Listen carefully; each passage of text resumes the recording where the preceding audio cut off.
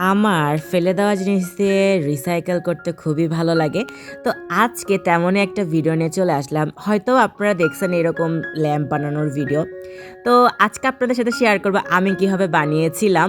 আমার মাত্র লাগছে হচ্ছে ৳৩০ ৳৩০ না আমার ৳0 লাগছে। তো এই ব্যাঙটা হচ্ছে আমি নিয়েছিলাম, এটা আমার অনেক পুরনো একটা ব্যাঙ, এটা ভেঙে গেছে।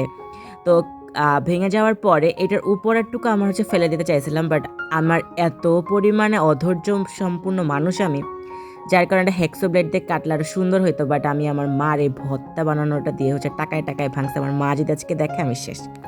তো যাই হোক, তারপরে হচ্ছে আপনারা অনেক স্মার্ট আমি জানি। তো হচ্ছে আমি দেখাইলাম না জিপসাম কেমনে হচ্ছে আমি গুলাইছি, বা জিপসামের এখানে টুকটাক কাজ করছে দেখতেই পারছেন। মোল্ডে দিয়ে হচ্ছে আমি কিছু ফ্লাওয়ার্স, বাটারফ্লাই বানাই নিলাম।